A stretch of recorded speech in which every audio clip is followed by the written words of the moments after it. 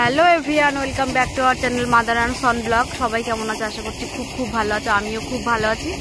আর দেখো, আজকে সকালে চলে এসেছি। এখনও দেখো কুয়াশায় কাটেনি। আজকে সকাল সকাল চলে এসেছি। ঠাম্মাদের ধান ঝাড়াই হচ্ছে, তাই জন্য মাঠে দেখো কি হাওয়া দিচ্ছে, আর খুব শীত লাগছে। তাই জন্য চলে আসলাম। ঠাম্মার তো বয়স হচ্ছে, একা একা পারবে না, তাই জন্য চলে আসলাম ঠাম্মাকে একটু সাহায্য করার জন্য।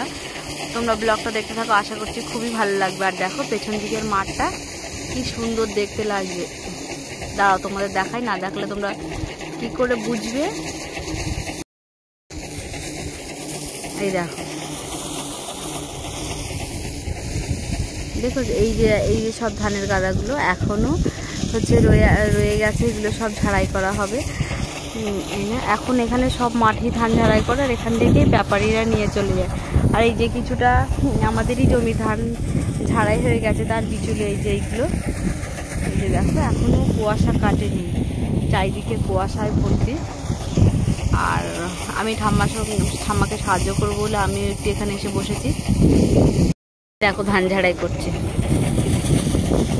এই যে ঠাম্মা, এই যে ওখানে ওদেরকে ধানের এগুলো মানে ধানগুলোকে ওদের কাছে দিয়ে দিচ্ছে, আর ওরা সেইগুলোকে ঝাড়ছে।